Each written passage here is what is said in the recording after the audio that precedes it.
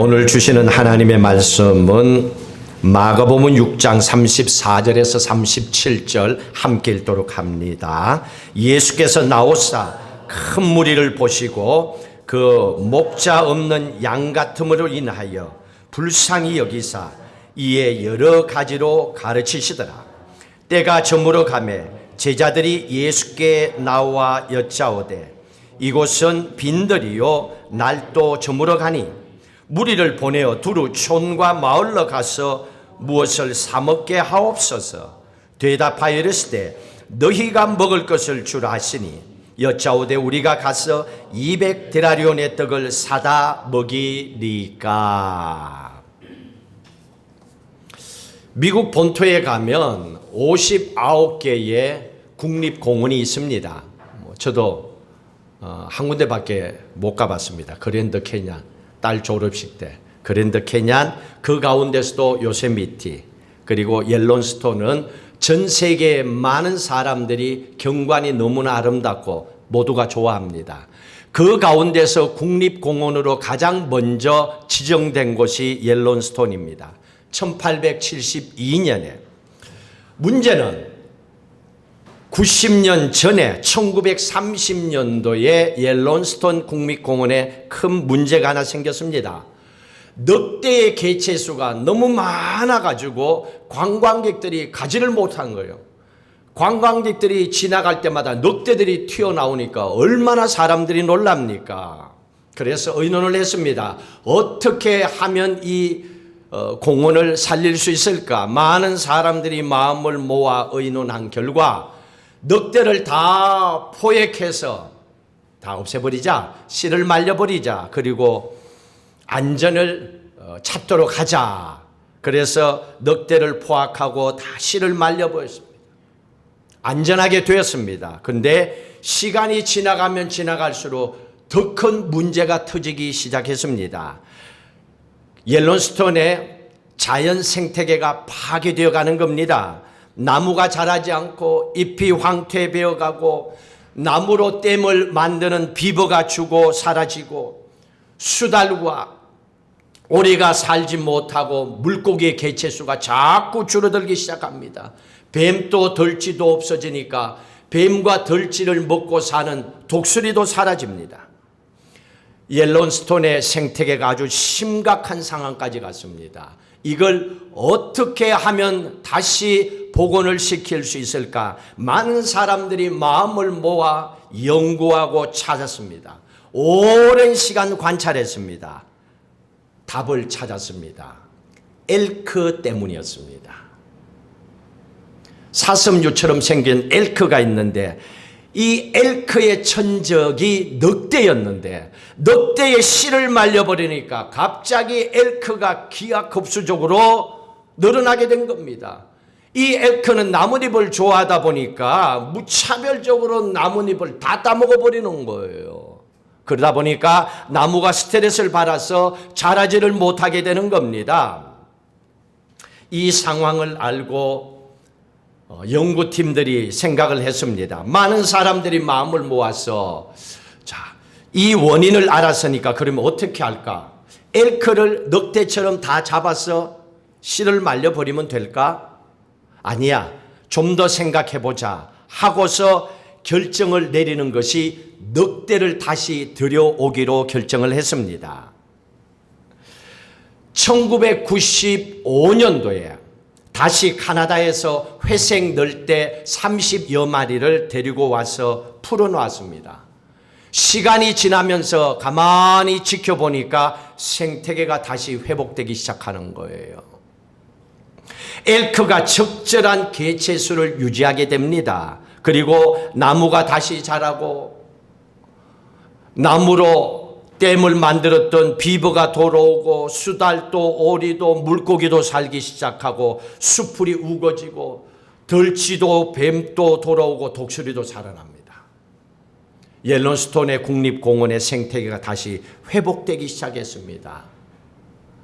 별것 아니라고 생각하는 작은 것 때문에 사람들의 안전을 위해서 선택한 늑대를 포악해서 다 씨를 말린다고 생각했던 것, 작은 것 하나 때문에 생태계가 완전히 파괴되기도 합니다. 또 생태계를 다시 회복시키기 위해서는 가장 중요한 것은 이 자연을 살리고자 하는 사람들의 마음이었던 거예요. 그 마음을 가진 사람들이 모여서 연구하고 노력한 결과 작은 변화가 있었습니다. 늑대 30여 마리를 다시 데리고 온 겁니다. 풀어놓은 겁니다. 생태계 전체가 살아났다는 얘기입니다. 하나님께서는요, 우리에게 처음부터 너는 위대한 사람이 되어라, 너는 위대한 일을 해라, 그렇게 요구한 적은 한 번도 없습니다. 하나님께서 우리에게 원하는 것은 마음이었습니다. 우리의 마음을 먼저 모아서 내가 할 수 있는 작은 것을 통하여 하나님께 올려지기를 원하는 거예요. 내가 노래를 하든 악기를 하든 내가 노동을 하든 수고를 하든 봉사를 하든 내게 주신 그 달란트가 내가 볼 때는 부족함이 있어 보이고 비교하면 볼 게 아닌 것처럼 보일지 모르지만은 그 작다라고 생각하는 거 하나님은 보실 때 그게 소중한 겁니다. 그 작은 것이라도 하나님의 손에 올려지게 되면 하나님께서 우리가 올려드린 그 작은 것을 하나님의 손에 받으시고 하나님이 축복하시면 상상할 수 없는 기적 같은 일이 우리의 인생 가운데도 일어난다는 겁니다. 그걸 오늘 본문의 말씀을 통하여 하나님은 이게 하나님의 나라다, 이게 하나님의 약속하신 교회를 통한 하나님의 축복이다 하는 것을 간증해 주고 있는 말씀입니다. 30절 이후의 말씀에 보면 예수님께서 열심히 수고한 제자들이 얼마나 사람들이 많이 모였는지 밥 먹을 시간도 없이 열심히 봉사했습니다. 그래서 제자들이 얘기합니다. 이제는 한적한 조용한 곳에 가서 좀 쉬도록 해라. 그래서 제자들이 배를 타고 갈릴리 호수를 지나서 반대편으로 갔습니다. 거기 모여있던 많은 군중들 무리들이 제자들이 배 타고 가는 것을 보고 저 배는 어디에 도착할 거야 하고 이 사람들은 육지를 통하여 걸어서 제자들이 있는 곳으로 또다시 다 모인 거예요. 쉬려고 간 제자들이 있는 곳에 또다시 많은 무리들이 모입니다. 그때 제자들이 어떤 생각을 가졌을까요? 이런 생각을 했을 겁니다. 야, 우리의 인기가 대단하구나. 배 타고 건너갔는데도 여기까지 사람들이 다 찾아오네. 역시 나의 인기는 대단해. 참 좋아 하고 이 사람들이 제자들이 속으로 기뻐했을지 모릅니다. 그런데 예수님의 마음은 달랐습니다. 왜 그런지 오늘 우리에게 말씀해 주고 있습니다. 34절의 말씀을 다시 읽을까요? 예수님께서 나오시사 큰 무리를 보시고 그 목자 없는 양 같음으로 인하여 불쌍히 여기더라. 예수님은 그 무리들을 불쌍히 여겼습니다. 이유가 뭡니까? 목자 없는 양 같음으로 인하여 그랬습니다. 목자가 없는 거예요. 부모 없는 자식과 똑같은 거예요. 양인데 목자가 없으면 양은요 혼자 못 살아남아요. 양은 같은 길 못 돌아옵니다. 양은 절벽이고 뭐가 안 돼요. 구덩이가 있어도 발이 꽂히면 스스로 못 나옵니다. 이게 양이에요. 목자가 없으면 안 되거든요. 그런데 목자가 없는 양 같다라고 합니다. 자, 그러면 확인해 봐야죠. 진짜 이 당시에 목자가 없었는가? 여러분들이 아는 생각을 모아서 보세요. 왜 없습니까? 눈에 보이는 목자들이 그 당시 얼마나 많았는데 종교 지도자들, 바리새인 서기관들, 대제사장들, 율법학자들 온갖 사람들이 다 목자들이잖아요. 그 당시에 자기 스스로 나는 제사장이야, 나는 목사야, 나는 성경 가르치는 사람이야, 나는 크리스찬이야, 내가 얼마나 우리 집안 대대로 그런 사람이야. 목자가 많다니까요. 많이 있었습니다. 스스로 자체에 나는 목자라고 얘기합니다. 그런데 예수님께서 그들의 마음을 보니 바리새인, 서기관, 대제사장, 율법학자들 할 것 없이 그들의 마음을 보니까 단 한 사람도 목자의 마음을 가진 사람들이 없었던 거예요. 목자가 될 만한 자격을 가진 사람들이 없었던 거예요. 그러니 목자가 있어도 목자다운 목자가 없으니 그 양들을 바라보면서 예수님께서 너무너무 불쌍히 여기고 마음 아파한 거예요. 자, 그러면 예수님께서 말씀하시는 목자의 자격은 뭔가? 요한복음 10장 보십시오. 뭐라고 얘기되어 있는가? 요한복음 10장 11절 12절 같이 읽습니다. 나는 선한 목자라. 선한 목자는 양들을 위하여 목숨을 버리거니와 삭구는 목자가 아니요 양도 제 양이 아니라 이리가 오는 것을 보면 양을 버리고 달아나나니 이리가 양을 물어가고 또 해치느니라. 예수님께서 나는 선한 목자다 하셨습니다. 그리고 선한 목자와 가짜 목자를 구분해 주고 있습니다. 뭐가 다릅니까? 마음의 중심이 다른 거예요. 선한 목자는 양을 중심으로 해서 생각하고 판단하고 일을 해나가는 거예요. 이게 선한 목자예요. 그런데 가짜 목자는 어때요? 위험한 일이 생기면 자기부터 갚으리는 거예요. 자기 중심적인 사람, 자기 유익을 마음의 중심에 놓고 살아가는 사람들입니다. 그러니 이런 사람들은 하나님의 말씀을 알아도 어떻게 할까요?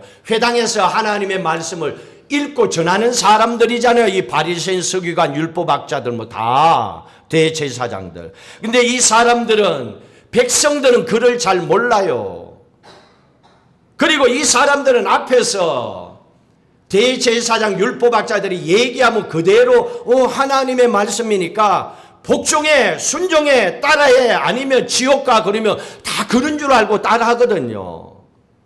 그러니 스스로 목자라고 생각하는 이 사람들이 많은 양무리들 앞에서 하나님의 말씀을 전하다가 자기에게 불편하다 생각하면 싹 빼버리는 거예요. 안 읽는 거예요, 성경에도. 그런 건 다 빼고 복종, 순종, 자기가 원하는 대로 하라, 그것만 얘기하는 거예요. 그러니 양들은 그게 하나님의 말씀이니까 함부로 뭐 얘기하면 안 된다라고 하니까 그대로 따라하는 거예요. 그걸 예수님께서 보신 거예요. 그래서 너무너무 불쌍하고 마음이 아픈 거예요. 그래서 예수님께서 먹을 것이 필요한 이 무리들에게 오병이어의 기적을 일으키기 전에 먼저 하신 일이 뭡니까? 그게 34절에 나와 있어요. 건너뛰면 안 돼요. 자, 예수님께서 그 무리들을 보고 목자 없는 양들 같음을 보고 불쌍히 여겼습니다. 그리고 마지막에 뭐라 그랬습니까? 이에 여러 가지로 가르치시더라. 이게 중요한 말씀이에요. 이거 스킵하면 안 돼요. 오병이어만 기억을 하고 있잖아요. 많은 크리스찬들이. 오병이어의 기적을 일으키기 전에 예수님께서 불쌍한 무리를 향하여 먼저 하신 것은 하나님의 말씀을 가르쳤습니다. 해가 지는 줄 모르고 점심시간이 지난 줄도 모르고 배고픈 것도 모르고 말씀을 전하고 모든 무리들은 그 말씀에 귀를 기울이고 그렇게 했다는 얘기입니다. 하나님의 말씀을 가르치셨던 겁니다. 왜 오병이어의 기적이 일어나기 전에 예수님께서 이 많은 무리들에게 하나님의 말씀부터 가르쳤을까요? 이유가 뭘까요? 배고픈 사람은 먼저 먹을 걸 줘야 되는데 하나님의 영의 약속인 말씀을 먼저 준 게 뭡니까? 사람이요, 배가 고픈 거 먹고 돌아서면요 잊어버려요. 배고프면 딴 생각해요. 배고플 때는 좀 줘봐요. 내가 그 은혜 갚을게요. 근데 배부르고 나면 잊어버리는 게 인간이잖아요. 그래서 먼저 인간의 마음이 중요하다는 걸 아시는 겁니다. 먼저 말씀을 가르치신 이유는 너희들의 하나님의 말씀을 제대로 듣고 배워야 분별력이 생긴다. 이게 먹어야 되는 건지 해야 되는 건지를 분별이 생긴다. 그 분별력은 가르쳐줘서가 아니야. 네가 스스로 배워서 그 길을 걸어가야 된다. 그래야만이 너희들이 가짜 목자들에게 다시는 이용당하지 않아. 교회 다니면서 내가 교회를 왜 다녔는지 몰라 이런 마음 안 생긴다. 그러기 위해서는 하나님의 말씀을 먼저 잘 배워야 된다 하고 말씀을 아주 상세하게 예수님께서 해가 넘어가는 줄 모르고 가르쳐 주신 겁니다. 그 분별력 먼저 가지도록 하기 위해서 예수님은요, 항상 순서를 중요하게 여깁니다. 우리의 영혼이 건강하고 우리의 육신이 건강하길 원하는 거예요. 우리의 영혼이 망했는데 출세하고 좋은 대학 나오고 좋은 직장에서 돈 많이 벌어도 그 인생 망합니다. 여러분 뭐 많이 알잖아요. 대기업에, 미국의 대기업에 뭐 CEO들 뭐 한두 사람이에요. 대한민국에 뭐 한두 사람이에요. 전 세계도 보세요. 마가복음 2장에 보시면 중풍병자가 있었지요. 혼자는 어떻게 못합니다. 친구 4명이 들것에 친구를 누여가지고 들고 예수님 계신 곳으로 갔습니다. 무리들이 얼마나 모여있는지 들어갈 길이 없어. 할 수 없이 지붕에 올라가서 지붕을 따고 그 밑으로 줄을 달아서 예수님께 내렸습니다. 자, 이 사건이 있었어요. 여기까지 참 좋은 친구들을 만났죠. 그리고 병자의 소원은 뭡니까? 낫는 거죠. 뭐 그걸 왜 물어? 건강하게 낫는 겁니다. 그러면 병든 사람이 오면 무조건 먼저 안 아프게부터 해야 되잖아요. 몸부터 안 아프게 해야 되잖아요. 아니에요. 순서가 다릅니다. 한번 볼까요? 2장 9절. 예수님은 어떻게 하셨는가? 자, 마가복음 2장 9절 같이 읽습니다. 중풍병자에게 내 죄사함을 받았느니라. 이거 먼저 하셨어요. 영혼부터 만져주시고 치료하신 거예요. 그 영혼이 병들으시면요, 돈 줘도 안 돼요. 또 돌았으면 망해요. 소중함을 모르니까, 귀한 걸 모르는데, 이 기도 한 번만 들어줘봐요. 그러면 내가 잘할게요. 해결해주면 안 돼요. 또 딴 길로 가요. 아는 거예요. 이 중풍병자에게 네 죄사함을 얻었는데 그 영혼을 먼저 회복시켜주는 거예요. 그리고 나서 하시는 말씀이 일어나 내 상을 가지고 걸어가라. 그렇게 말씀하신 겁니다. 그리고 육신을 치료해 주신 겁니다. 영혼 구원을 먼저 하시고 또한 그 사람에게 육체의 아픔 회복시켜 주신 겁니다. 하나님도 세상을 만드실 때 하나님도 순서를 중요하게 여겼어요. 그래서 우리는 하나님은 질서의 하나님이라 그러죠. 잘 보세요. 창세기 1장 보세요. 하나님이 세상을 만드십니다. 원래 세상이 어땠는가? 2절 읽습니다. 땅이 혼돈하고 공허하며 흑암이 깊음 위에 있더라. 보세요. 혼돈, 공허, 흑암, 캄캄해요. 희망이 없어요. 이게 세상 창조하기 전에 이 원래의 모습이었습니다. 자, 여기에 이런 캄캄한 이 가운데 세상에 가장 첫 번째로 하신 게 첫날에 빛을 창조하셨어요. 세상을 먼저 환하게 하셨어요. 세상을 밝혀 놓았습니다. 그리고 하늘과 땅과 바다를 만드시고 공중에 새를 지으시고 땅에 식물을 지으시고 바다에 물고기를 지으시고 나중에 짐승과 사람을 창조하셨어요. 그런데 이 창조를 바꿔서 한번 한다고 생각해 봅시다.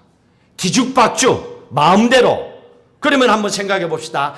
땅이 생기기 전에 식물을 먼저 만들었어요. 그럼 그 식물을 어디 심어? 또 바꾸어서 바다가 생기기 전에 물고기를 먼저 만들었어요. 그럼 물고기는 어디서 살 거야?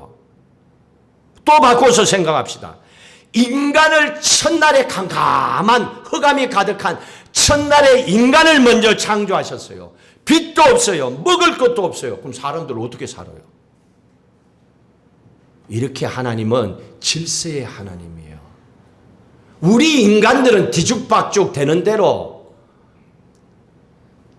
여러분 음식을 만들어 봤죠. 제가 음식을 요즘 이렇게 만들어 보면서 느낀 게 뭐냐면 순서대로 시키는 대로 하면 맛있어. 나는 백종원이가 시킨 대로 해요. 맛있어. 근데 시키는 레시피가 있는데 내 생각대로 하잖아요. 그 맛이 안 나와.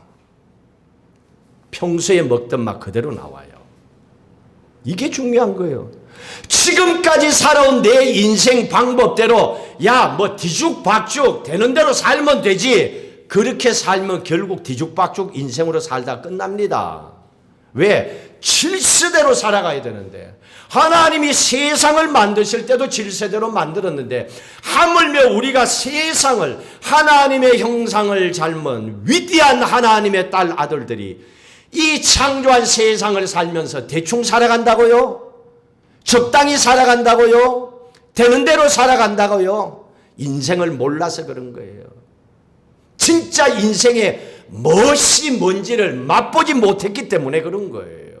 하나님은 창조 질서의 하나님이기 때문에 하나님은 이렇게 모든 것을 순서대로, 그래서 우리의 마음이, 우리의 영혼이 건강하도록, 그리고 나면 생각이 건강하면 세상이 밝게 보이고 길이 열려요. 또 몸도 마음도 건강한 거예요. 자, 이렇게 예수님께서 말씀을 가르치고 있습니다. 시간 가는 줄 모르고. 그런데 해가 서산으로 넘어갑니다. 제자들의 마음은 조급해졌어요. 왜냐하면 수많은 사람들이 저녁 시간, 점심 지났고 저녁인데 뭘 먹을 거야? 뭘 먹어야 될 거 아니에요. 제자들이 걱정을 합니다. 제자들 눈에는 말씀이 보이는 게 아니고 굶는데 먹여야 되는데 이 생각이 먼저 들었습니다. 그래서 제자들이 뭐라고 얘기합니까? 36절의 말씀에 보시면 무리를 보내어 두루 촌과 마을로 가서 무엇을 사먹게 하옵소서. 어디 동네 내려가서 각자 지 돈으로 먹을 거 사먹고 다시 와서 하나님 말씀 듣도록 하시든지 말든지 하세요. 당연한 말이죠, 이거는. 이게 뭐 숫자가 뭐 보통 많아요? 5,000명 먹였다 그랬잖아요. 그건 남자만 얘기하는 거예요. 10,000명이 넘는 사람들이 모였단 말이에요. 자, 근데 제자들은 지금 이 무리들이 마을에 가서 먹을 걸 각자가 사 먹고 오도록 하십시오. 이랬습니다. 요 마음을 잘 보세요. 요게 오늘날 크리스찬들이 믿음이 성장하지 못하는 거예요. 주여 주여 하면서도 은혜로 살아가지 못하고 우리의 삶에 간증이 없는 이유가 여기에 있습니다. 요게 막혀 있어요. 제자들의 마음과 예수님의 마음은 달랐습니다. 예수님께서 이 제자들의 중심을 봤습니다. 이 36절의 말을 하는 그 제자들의 말을 딱 듣고 그 제자들의 마음을 본 거예요. 그 제자들은 무리에 대한 책임을 지고 싶은 마음이 없는 거예요. 내 돈을 쓸 이유도 없고 또 이제는 그 사람들이 부담스러워. 처음에는 인기가 대단해서 저 사람들 때문에 내가 대단한 줄 알았는데 이제 뭔가 내 호주머니에서 내가 뭔가 저 사람들을 위해서 해야 될 뭔가가 있다라고 생각하니까 부담되는 거예요. 이 마음을 본 거예요. 예수님께서 이 마음을 보시고 제자들에게 하시는 말씀이 뭡니까? 완전히 반대의 말을 합니다. 말도 안 되는 말을 해요. 제자들이 무슨 돈이 있어요. 근데 37절에 있습니다. 대답하여 이르되 너희가 먹을 것을 주라. 예수님이 하시는 말씀이. 이게 뭡니까? 진짜 너희들이 돈 없는데 뭐대 빚내가 주라 이게 아니거든요. 여기서 너희가 먹을 것을 주자라고 예수님이 하시는 말씀 이유가 뭐냐면 제자들에게 너희들 그렇게 살면 안 된다. 너희들 예수님의 제자로 늘 함께 다니며 예수쟁이라 그러고 나는 이런 사람이야. 나는 세상 사람하고 달라. 나는 천국의 티켓을 이미 받아놨어. 온갖 자랑 다 하고 살면 크리스찬이 대단한 것처럼 생각하는데 너희의 삶이 아니잖아. 그렇게 살면 안 돼. 책임지고자 하는 목자의 심정을 가져라. 내가 지금 이 무리들을 향하여 어떻게 하니? 긍휼히 여기는 마음을 가지고 하나님의 말씀을 가르치면서 지금 내가 애쓰고 있지 않냐. 너희들도 한 영혼에 대한 책임지고자 하는 마음을 가지고 목자의 마음을 가지고 저 사람들을 대해라. 그 눈으로 봐라. 이걸 지금 얘기해 주고 있는 거예요. 자, 그러니까 이 말을 예수님께서 하자 제자들이 기다렸다는 듯이 참 머리는 똑똑해요. 사람들이요. 교회 다니는 사람치고 제가 보니까 안 똑똑한 사람이 없어. 머리가 얼마나 빨리 돌아가는지, 계산이 얼마나 빠른지. 딱 그 얘기를 하고 나니까 37절 너희가 먹을 것을 주라 그랬거든요. 요 대화의 시간차도 얼마 안 돼요. 근데 제자들이 여짜오되 우리가 가서 200데나리의 떡을 사다 먹으니까 벌써 이 사람들을 먹이려면 얼마가 필요한지 벌써 계산하고 있었어. 그럼 이거는 뭡니까? 이미 그 전에 다 계산했다는 얘기야. 말씀을 안 듣고 딴 생각이나 하고 있었다는 거야. 그러니까 딱 200, 여기에 딱 대낮 나오는 거예요. 이게 한 사람의 하루 일당을 치는 거예요. 그러면 200대로 해서 2천만 원이야. 한 번 먹이는데 2천만 원, 2만 불이 필요한 거야. 우리가 지금 당장 2만 불을 모아가 못하잖아, 우리도. 뭐 2천 불 정도는 모을 수 있겠지만 2만 불을 2천만 원의 돈이 필요하다고 생각합니까? 돈도 없는 이 제자들이. 근데 계산은 정확했어. 근데 계산뿐이지 이 무리들을 향한 마음은 전혀 없는 거예요. 자, 그러면 항상 먹는 것이 돈이 있어야만 해결되는가? 학교 공부하는 게 돈이 있어야만 해결되는가? 사업하는데 꼭 미천이 있어야만이 되는가? 여러분 살아온 걸 한번 돌아보세요. 우리 어머니 세대, 저만 하더라도 60이지만은 저만 하더라도 제 어머니가 저를 학교 다닐 때 어떻게 했는지 알아요. 너무 배고프고 힘들 때가 있었거든요. 먹을 끼니가 없었어요. 연탄 한 장을 못 샀었어요. 그런 배고플 때도 어머니가 저를 위해서, 자식을 위해서 해준 게 뭔 줄 알아요? 제가 심지어는 이모 집에 가서 밥 한 그릇을 빌려오기도 했어요. 그런데 먹을 게 없으니까 라면을 사서 배추 말른 시래기라고 그러죠. 그걸 넣어가지고 양을 넣은 거야. 영양가 하나도 없어. 근데 배라도 채우라고 엄마는 먹었대요. 자식을 사랑하는 마음으로, 엄마는 자식을 책임지고자 하는 마음으로 영양가도 없는 그 죽을 먹입니다. 그걸 먹었잖아요, 우리는. 저도 그렇게 컸어요.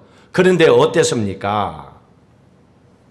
우리 부모님은요, 자식들을 향하여서 책임지고자 하는 그 마음을 가지고 살았기 때문에 쌀 한 톨 없다 하더라도 자식들을 먹이고 공부시키고 입히고 지금까지 키웠어요. 그래서 저도 그렇게 키워서 여기서 이렇게 양복 입고 말씀을 전하잖아요. 저도 그렇게 컸어요. 저도 지금 또 배고픈 시간 지나면요, 속이 떨려요. 왜? 그때 배고파 봤기 때문에. 저는 먹는 걸 굉장히 소중하게 감사하게 생각해요. 너 왜 사니? 맛있는 거 먹기 위해서. 그래서 하나님 세상에 먹을 걸 만들어주셔서 고마워요. 저는 늘 고맙게 생각해요. 그렇게 자식들을 키운 게 우리 부모님의 세대잖아요. 그런데 꼭 계산으로 끝나는 게 아니고 책임감을 가진 마음이 있으면 해결이 되더라는 얘기입니다. 길이 열리더라는 얘기입니다. 공부하는 거요. 저 같은 사람 부모님이 돌아가시고 땡전 한 푼 없어요. 그런데도 하나님이 비치지 않고 공부하도록 길을 열어주셨잖아요. 돈 걱정하면 공부가 뭐고 아무것도 못합니다. 하나님이 열어주시잖아요. 우리의 마음을 올려드리니까. 주님은 한 걸음 더 나가서 제자들에게 뭐라고 얘기합니까? 38절에 이렇게 얘기합니다. 38절 이르시되 너희에게 떡 몇 개나 있는지 가서 보라.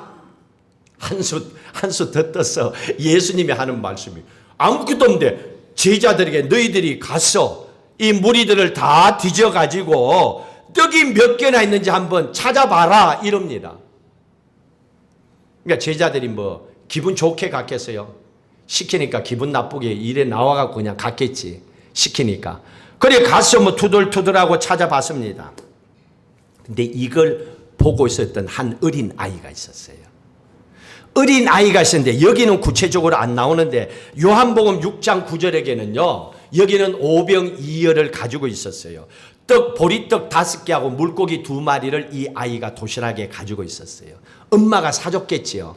너 가서 점심때 이걸 먹어라 하고 사준 도시락이요. 근데 점심때가 지나가 버려서 말씀을 듣다 보니까 근데 제자들이 떡 있는 사람들 뭐 있는 사람들 막 찾으니까 이 아이가 자기가 가졌던 떡이 또 물고기가 있었던 거예요. 그리고 오병이어 이거를 이 아이가 제자들의 손에 올려주면서 무슨 생각을 했겠어요? 예수님이 가져오라 그랬잖아요. 지금 우리에게 말씀을 전해주시는. 그래서 이 아이는 그래 맞아.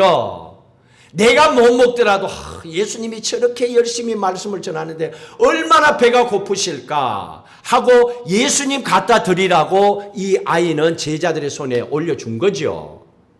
제자들은 그 떡 5개와 물고기 2를 가지고 예수님께 옵니다. 올 때 제자들의 마음이 어땠겠어요? 이미 계산을 했는 제자들인데 2천만 원. 그런데 지금 가진 거는 떡 5개 물고기 2개 들고 가. 제자들은요 보나 마나 아마 거의 대다수 그렇게 생각했을 겁니다. 이거 2천만 원어치의 양이 필요한데 이거 떡 5개하고 물고기 2 이거 불가능해. 절대로 안 돼. 그리고 당당하게 안 된다는 마음을 가지고 가져갔을 거예요. 그 마음을 알아요. 예수님께서 들고 왔을 때도. 그래서 그 가져온 오병이어를 받고 제자들에게 말을 안 해요. 아무 말도 안 하십니다. 그냥 받으시고 예수님께서는 오병이어를 가지고 하늘을 우러러 축사하시고 기도하시고 그리고 그 떡과 고기를 떼서 나눠주도록 합니다. 놀라운 역사가 일어나죠. 모두가 충분히 먹고도 남습니다. 남자만 5,000명 넘고 12강주리가 남았다고 하잖아요. 기적이 일어났잖아요. 여러분 이게 크리스찬들이 예수를 믿고 살아가는 이유입니다. 우리의 인생에 기적을 일으키실 분은 하나님이심을 믿기 때문에 그 하나님이 내 인생을 바꿔놓을 수 있기 때문에 하나님께서 우리에게 언제 네가 5,000명을 먹여라 네가 그걸 책임져라고 얘기한 적이 없잖아요. 언제 내 자식들을 네가 책임지라고 예수님이 말씀하셨습니까? 없어요. 네 사업 네가 책임지라고 얘기한 적 없어요. 네가 공부하는 거 네가 책임져라고 자식들에게 예수님 그렇게 얘기한 적 없습니다. 근데 세상에 태어나면 모든 사람들이 네가 해야 돼, 네가 해야 돼, 네가 해야 돼. 그러니까 인생을 살면서 전부 내가 해야 된다고 생각하는 겁니다. 예수님과 동력하지를 않아요. 함께하지를 않습니다. 그래서 예수님께서 방법을 가르쳐 주신 거예요. 하나님의 기적은 가장 중요한 것은 마음이야. 이 문제가 꼭 해결돼야 된다. 옐로스톤의 생태계가 회복돼야 된다. 어떻게 하면 되지 하고 회복시키고자 하는 그 마음을 가진 사람들. 그것처럼 이 배고파하는 무리들을 향하여서 어떻게 하면 이들이 배부를 수 있을까? 그 길이 없을까 하고 책임지고자 하는 사랑하는 마음, 축복하는 마음을 가진 그 마음이 먼저 중요했던 겁니다. 그 마음을 가지고 그 마음 위에 작은 것, 어린아이가 예수님께 드리기를 원했던 그 작은 것 오병이어를 가지고 예수님 손에 올려 드린 겁니다. 여기까지입니다. 우리는 그 마음을 가지고 하나님 이 사업을 하나님 앞으로 내 학업과 직장 앞으로 장래를 하나님 우리의 가정의 재정적인 문제를 하나님 우리의 건강을 하고 우리의 인생에 간절한 소원을 가지고 그 문제를 해결해 주실 하나님을 향하여 우리의 마음을 담아 우리가 가진 달란트대로 최선을 다하여 올려드리는 겁니다.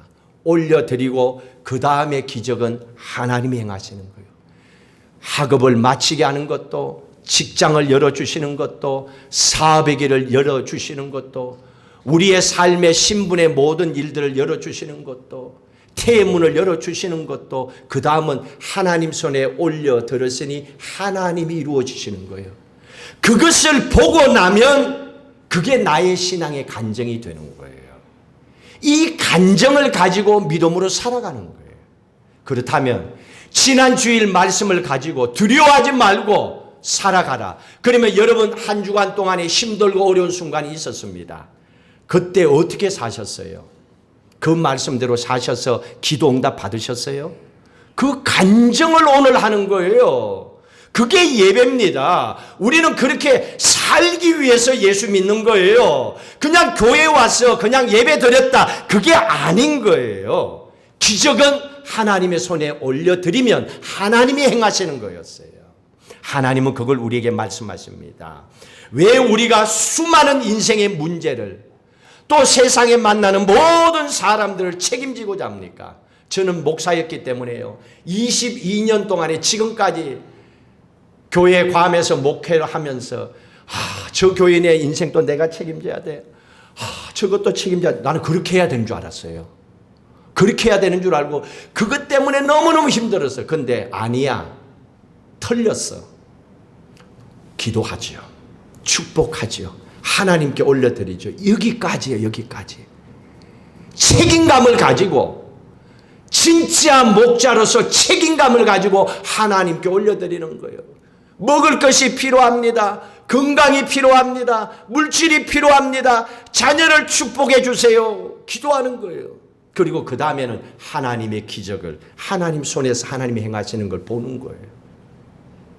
그러니까 예수 믿고 신앙생활하고 매일매일 기도하는 게 얼마나 감사한지 몰라요. 기도 때마다 마지막 그러죠. 이게 간증이 되게 해달라고. 이게 또 나의 신앙의 고백이 되게 해달라고. 이 기적을 맛보고 살게 해달라고. 하나님께서는 우리에게 그걸 원하고 계십니다. 자, 그렇다면 우리는 세상을 살면서 우리가 책임질 수 있는 거 아니에요. 회사의 오너라고 회사 책임질 수 있습니까? 그러면 어려울 때는 어떡할 거예요? 부도 날 정도로 어려울 때는 어떻게 책임져요? 잘 될 때도 있지만 어려울 때 있잖아요. 그러니까 우리는 세상을 살면서 내가 책임질 수도 없고 내 능력 가지고 모든 걸 해결할 수도 없는 거예요. 그렇다면 어떻게 해야 됩니까? 우리가 가진 최선을 다합니다. 그리고 하나님과 동력하셔야 돼요. 함께 하셔야 돼요. 여러분들의 최선을 다하여 그 간절한 마음을 작은 것이라도 여러분이 할 수 있는 최선을 다하여 하나님 손에 올려드리는 겁니다. 그러면 하나님께서 그걸 받으시고 하나님이 기적을 행하십니다. 오병이어를 통하여 놀라운 기적을 행하신 것처럼 망가졌던 생태를 회복시켜 주셨던 것처럼 우리의 가정이 회복되기를 원한다면, 나라가 변화되기를 원한다면, 교회 공동체가 건강하게 하나님의 기적과 은혜 가운데 살기를 원한다면 그 공동체를 향하여, 가정을 향하여, 또한 나라와 민족과 여러분의 사업과 일터를 위하여, 교회 공동체를 위하여 사랑하는 마음을 먼저 가져야 돼요. 내가 먼저 책임지고자 하는 마음을 가져야 돼요. 뒷짐지면 안 돼요. 이 책임지고자 하는 마음을 가지고 작은 변화만 있으면 돼요. 우리가 할 수 있는 거 기도도 할 수 있고 우리가 할 수 있는 뭔가를 하나님께 올려드리면 하나님이 모든 걸 이루어 나가십니다. 그 축복의 주인공이 여러분들이 되셔서 또 한 주간 여러분을 통하여 주시는 하나님의 축복이 여러분의 삶의 신앙의 간증이 되시기를 주의 이름으로 축복합니다. 오늘 이 말씀을 기억하시고 찬송가 463장 함께 찬양하고 기도하시고 결단하겠습니다.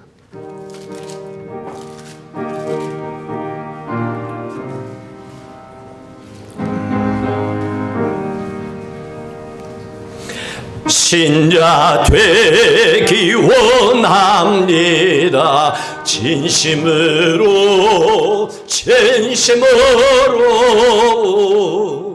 신자 되기 원합니다. 진심으로 진심으로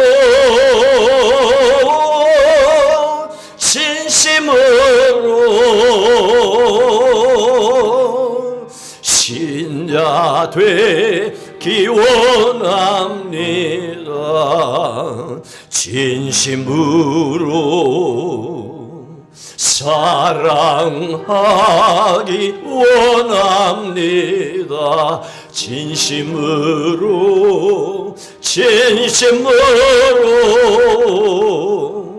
사랑하기 원합니다. 진심으로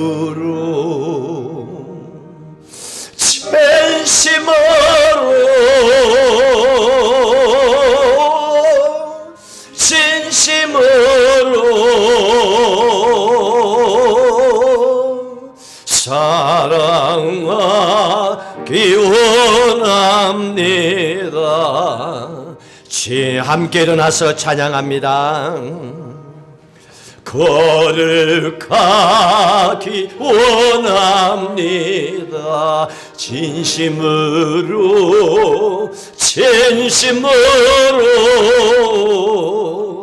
거룩하기 원합니다.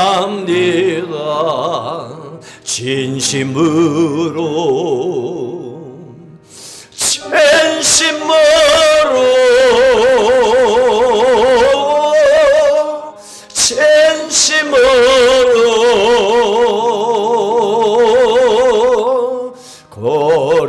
거룩하기 원합니다. 진심으로 예수 닮기 원합니다. 진심으로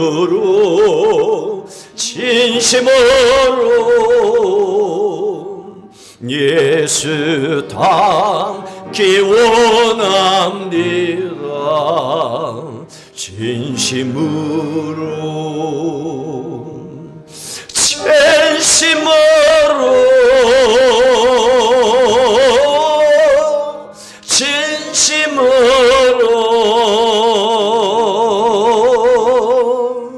예수 닮기 원합니다. 진심으로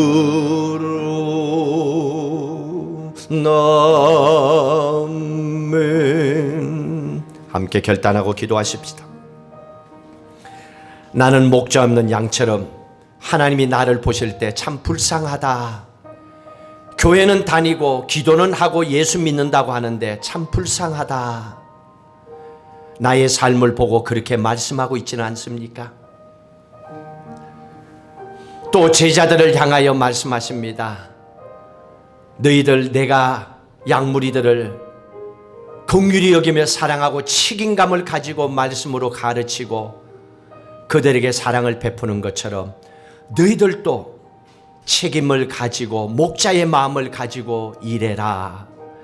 그런 마음으로 예수 믿고 살아가라. 오늘 교회를 향하여 우리에게 말씀하고 있습니다. 주의 말씀을 쫓아 우리는 예수님이 나의 참 목자 되심을 믿고 감사하며 살겠습니다. 나에게 주어진 모든 일들의 책임감을 가지고 목자의 선한 마음을 가지고 주님과 함께 우리가 할 수 있는 최선을 다하여 주님께 올려드립니다. 주님 일하시고 기적을 행하시고 축복하시고 그 하나님을 간증하는 믿음의 삶을 살게 하옵소서. 함께 결단하고 기도하시겠습니다. 할렐루야. 하나님 아버지 감사합니다. 우리는 하나님 무리들처럼 참 목자를 만나지 못하여 불쌍히 여김을 받고 살아가고 있지는 않습니까? 하나님 아버지여, 우리는 제자들처럼 참 목자의 마음을 가지고 사랑하고 책임감을 가지고 믿음 생활하고 있지는 않습니까? 우리의 삶을 돌아보게 하옵소서. 진짜 목자가 되시는 예수 그리스도가 나의 주님이 되심을 믿고 확신 가운데 살게 하여 주시옵시고, 또한 그 예수님 손잡고 함께 믿음의 삶을 살아가게 하여 주시옵소서. 우리도 하나님 예수님이 우리를 사랑해 주신 것처럼 책임감을 가지고 목자의 선한 마음을 가지고 양들을 바라보게 하여 주시고, 하나님의 교회를 바라보게 하시고, 직장을 바라보고 가정을 바라보고 또한 모든 가족들을 바라보며 교회 공동체를 바라보고 나라와 민족을 바라보며 책임감을 가지고 기도하게 하시고 일하게 하시고 나의 가진 것을 통하여 하나님 작은 것이지만은 정성을 다하여 하나님께 올려드리게 하옵소서. 올려드리고 나면 모든 일을 기적같이 이루실 분은 전능하신 우리의 하나님이십니다. 예수님 하늘을 우러러 축소하십니다. 하나님의 기적같은 축복은 우리의 손을 떠나서 하나님께 올려드릴 때였습니다. 내가 끝까지 마무리 지어야 된다고, 내가 끝까지 해야 된다고, 내 인생 내가 책임져야 된다고, 하나님 이제는 그 모든 걸 내려놓고 내가 해야 될 것과 하나님의 축복의 도움이 필요한 것을 말씀을 통하여 지혜롭게 분별력을 가지고 잘 감당해 나가 하나님께 영광 돌리고 예수 믿고 믿음 생활하는 것이 참 기쁨이요 즐거움이요 축복이 되게 하여 주시옵소서. 우리는 예수 믿고 사는 것이, 교회 다니는 것이 나는 정말로 행복해서 즐거워서 교회 다니고 기도하고 예배드리고 믿음 생활하고 있다고 고백하는지 오늘 말씀을 통하여 스스로 한번 돌아봅니다. 그렇습니다라고 고백하는 사람은 자기가 할 수 있는 삶에 최선을 다하고 이제는 하나님의 기적이 필요합니다. 하나님 올려드립니다. 하나님의 축복을 통하여 간증이 되게 하시고 기적이 되게 해주십시오. 그 신앙의 맛을 본 사람들입니다. 또 그렇게 살아가고 있는 분들입니다.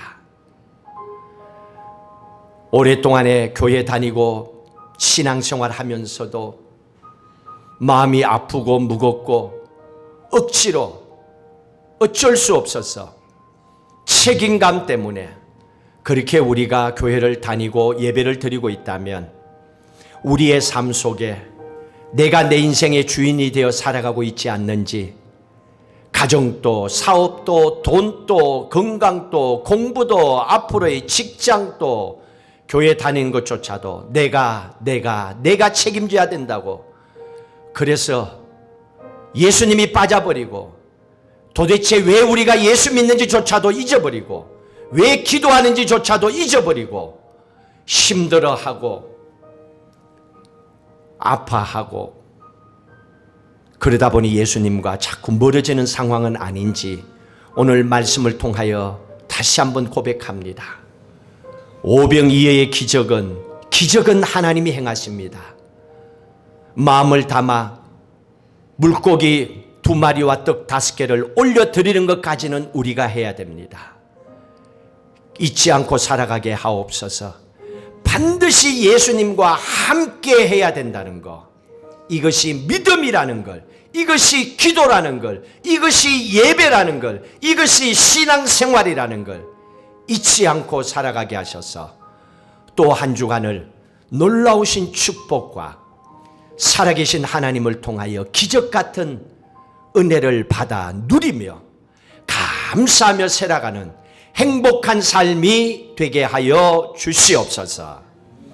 이제는 우리 주 예수 그리스도의 은혜와 하나님 아버지의 무한하신 사랑하심과 성령님의 인도 교통 충만하심이 오직 하나님이 나의 영원한 목자 되심을 믿고 하나님과 함께 손잡고 믿음으로 걸어가고자 날마다 하나님을 간증하며 살고자 결단하는 성도들 위해 가정과 일터와 학업과 삶 위에 섬기는 교회 위에 영원히 함께 하시기를 간절히 축원하옵나이다. 아멘.